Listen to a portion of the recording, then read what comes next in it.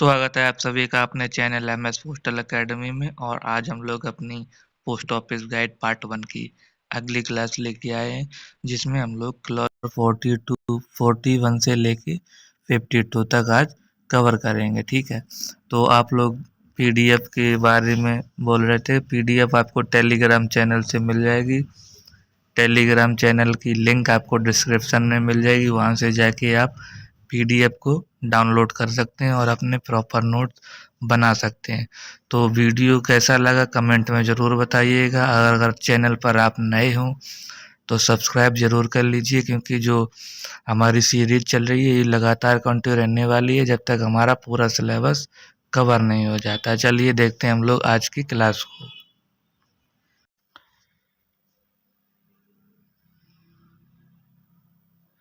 Clause number 41, delivery of parcel. Parcel अगर आपकी कोई ब्रांच में या एसओ में आता है तो इसकी डिलीवरी पोस्टमैन के जरिए किस तरह से करी जाएगी। A parcel which doesn't exceed the weight of 10 kilogram except BP parcel and postery standard will deliver only once.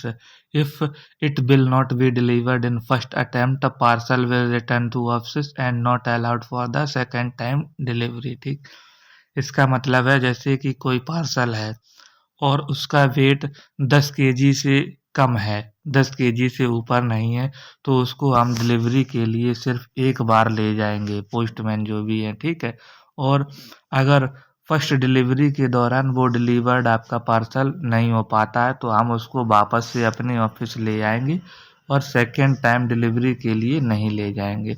दूसरी टाइम अगर कोई डिलीवरी चाहता है तो उसके लिए पोस्टमैन जो भी होगा वो पार्सल के आने का नोटिस एड्रेसी को भेज देगा और एड्रेसी वो विंडो से आर्टिकल कलेक्ट कर लेगा। ठीक है, ये केस था अपना पहला पॉइंट। अब दूसरा पॉइंट देख लेते हैं।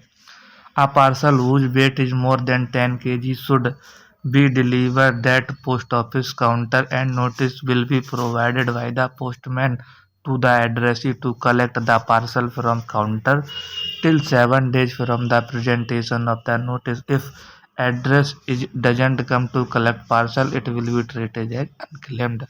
ठीक है, अब दूसरा केस ये है जब आपका पार्सल का वजन 10 केजी से ज़्यादा हो। अगर पार्सल का वजन 10 केजी से ज़्यादा हो तो हमको उसकी काउंटर डिलीवरी करनी है। हम उसको ले जाके उसके एड्रेसी के होम पर डिलीवरी नहीं करेंगे। ठीक है, कब करें ये, कब केस है, जब वजन आपका 10 केजी से ज़्यादा हो। ठीक है, इसका नोटिस दिया जाएगा पोस्टमैन के द्वारा एड्रेसी को या जो भी एजेंट पार्सल कलेक्ट करने आता है कि आपका आर्टिकल आया है, आप विंडो काउंटर पे आके अपना एड्रेसी ये अपना कलेक्ट कर सकते हैं। और ये कब तक वैलिड रहेगा? 7 दिन के अंदर आपको कलेक्ट करना है। नोटिस पहुंचने के 7 दिन तक आप कलेक्ट कर सकते हैं। और अगर फिर भी एड्रेसी लेने नहीं आता है नोटिस देने के बाद तो उसको हम लोग अनक्लेम्ड आर्टिकल की तरह ट्रीट करेंगे। अब बढ़ते हैं अपने क्लॉज नंबर 42 की तरफ। Delivery of insured article.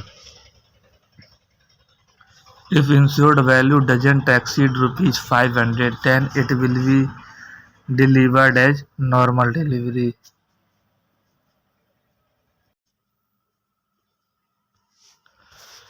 अब अगर आपके इंश्योर्ड आर्टिकल जो भी बीमित आर्टिकल होता है, अगर उसकी वैल्यू 500 रुपीज़ से कम है तो उसकी नॉर्मल डिलीवरी हम लोग कर देंगे। ठीक है, अब if the value is more than 500 then article will be delivered at the post office counter.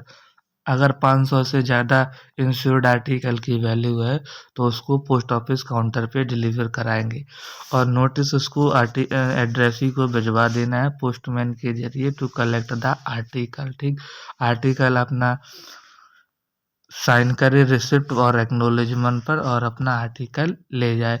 अब in case of suspect article, कोई सस्पेक्ट आर्टिकल ऐसा आर्टिकल है कि जो भी आपको प्रोहिबिटेड लगता है या जिसमें कुछ प्रतिबंधित सामान हो सकता है, तो उस आर्टिकल के केस में एड्रेसी को अपना आर्टिकल पोस्टमास्टर की प्रेजेंस में ओपन करना पड़ता है। ठीक है, अब बढ़ते हैं अपने अगले क्लॉज की तरफ।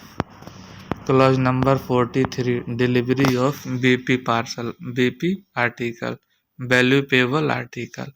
If the amount is collected more than 100 on BP article, then the intimation of arrival of the article should be given by the destination post office addressee. You have to come at the post office to collect the article by paying the amount and sign the receipt. ठीक है, इस case का मतलब ये है, अगर आपका BP article 100 रुपये से ज़्यादा का आया है तो उसका अराइवल नोटिस भेज दिया जाएगा डेस्टिनेशन पोस्ट ऑफिस के द्वारा एड्रेसी तक, और एड्रेसी को पोस्ट ऑफिस काउंटर पर आके वो अपना अमाउंट पे करके साइन करके अपना आर्टिकल कलेक्ट करना है। ठीक है, अब दूसरा केस क्या है, if the amount of BP article is below 100, अगर कोई बीपी आर्टिकल की वैल्यू 100 रुपये से कम है, then postman will deliver the article at the delivery house और ऑफिस। ठीक है, 100 से कम है तो पोस्टमैन नॉर्मल डिलीवरी कर देगा उसके घर या उसके ऑफिस तक। अगर वैल्यू ऑफ बीपी आर्टिकल अगर 25 से ज़्यादा है तो delivery should be done by the village postman के जरिए उसकी डिलीवरी कर दी जाएगी। ठीक, अब क्लॉज नंबर 43 देखते हैं। Delivery of article on which custom duty is due. Article on which custom duty to be recovered in excess of ₹50 are delivered at post office window. ठीक, मतलब इसका ये है कि कोई आर्टिकल अगर उस पर कस्टम ड्यूटी 50 रुपये से ज़्यादा ड्यू है तो उस आर्टिकल की डिलीवरी आपको विंडो पे करवानी है। ठीक है, और ये केस केस के लिए नहीं है, प्रेसिडेंसी पोस्ट ऑफिस और जो भी आपके फर्स्ट क्लास पोस्ट ऑफिस रहते हैं उसकी लिमिट नहीं है, उसकी लिमिट आपकी 100 रुपये है। ठीक है, और सच ड्यूटी में भी पेड बाई कैश और चेक, और ये ड्यूटी जो भी है वो आपकी कैश और चेक के द्वारा पे कर दी जाएगी। इस क्लॉज में इतना ही था। अब हम लोग बढ़ते हैं अपने अगले क्लॉज की तरफ। Clause number 46, arrangement for delivery of over value article at no delivery town post office. ठीक है, इस क्लॉज का मतलब है कि ओवर वैल्यू आर्टिकल की डिलीवरी करवाना जहाँ पे डिलीवरी काउंटर या डिलीवरी ऑफिस नहीं है।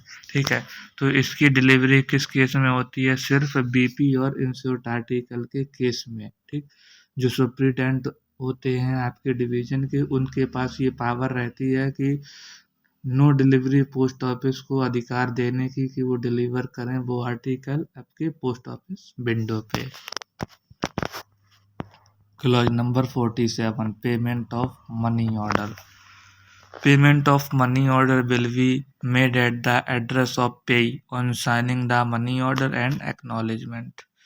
ठीक है, जो मनी ऑर्डर का पेमेंट है वो कहाँ पे किया जाएगा, एड्रेस ऑफ द पेई, प्राप्तकर्ता के पते पर किया जाएगा, और उसको अपने सिग्नेचर करने होंगे मनी ऑर्डर और एक्नॉलेजमेंट पर। ठीक, अब एक स्पेशल केस है वो भी देख लेते हैं। Special arrangement are available at important post office for the payment of postal order by cheque and postal pay order. कुछ ऑफिस के द्वारा स्पेशल अरेंजमेंट किया जाता है कि पेमेंट करने के लिए मनी ऑर्डर का बाई चेक और पोस्टल पे ऑर्डर। ठीक है, ये कहाँ पे किया जाता है, जहाँ पे ज़्यादा मात्रा में आपके मनी ऑर्डर आते हैं किसी कंपनी को लेके या किसी बिजनेस गवर्नमेंट ऑफिस को लेके। जब इसकी वैल्यू आपकी 100 रुपये से अधिक हो तो आपको चेक और पोस्टल पे के द्वारा मनी ऑर्डर का भुगतान किया जा सकता है। ठीक, अब A pay cannot have payment of money order both by cheque and postal pay order. ठीक है, इसका मतलब है कि जो भी आपका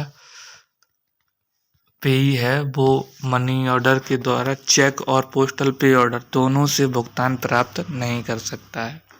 लास्ट केस मनी ऑर्डर का, money order exceeding 500 is not paid by the village postman and payment of such money order will be made at the window of the post office intimation centre.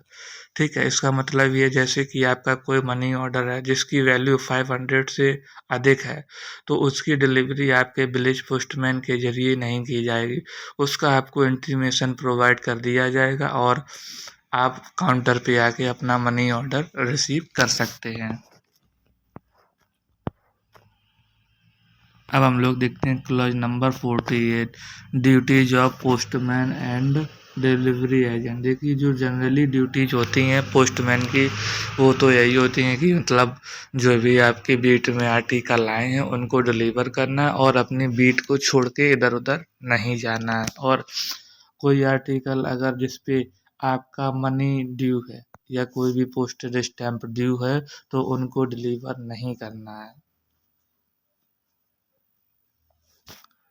अब बढ़ते हैं clause number 49, delivery of article at post office without a delivery agent. ठीक है, अब कुछ offices ऐसे होते हैं जहाँ पे कोई पोस्टमैन या डिलीवरी एजेंट नहीं होता, तो वहाँ पे डिलीवरी किस तरह से की जाएगी। देखो, अनरजिस्टर्ड लेटर के लिए तो पोस्ट मास्टर कोई व्यक्ति को अरेंजमेंट करके वो लगा के उसकी आर्टिकल की डिलीवरी करवा सकता है, और जो रजिस्टर्ड या बीमित आर्टिकल हैं उनकी डिलीवरी आपको काउंटर पे करवानी है।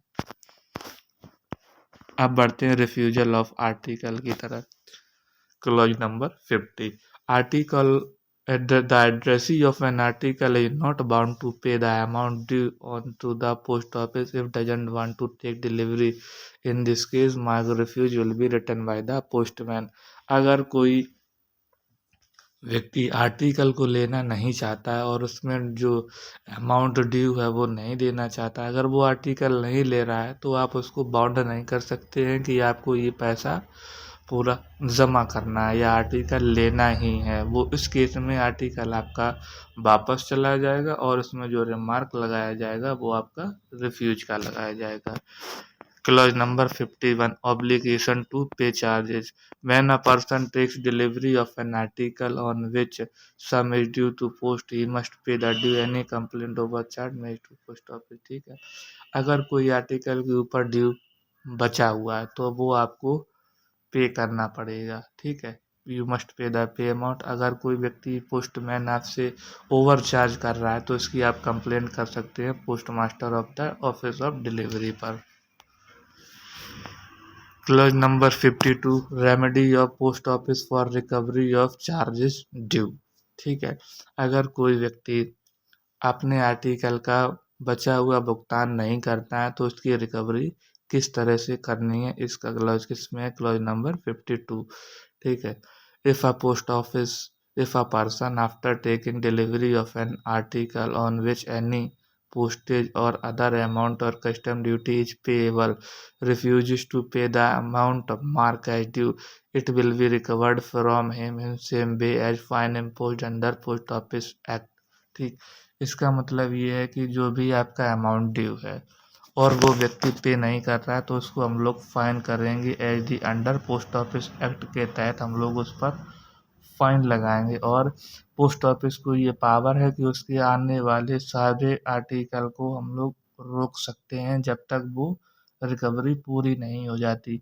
और रोकने के अधिकार की पावर किस आर्टिकल पर नहीं है, on India government service. On India government service के आर्टिकल को हम लोग उसके नहीं रोकेंगे, बाकी आर्टिकल रोक सकते हैं।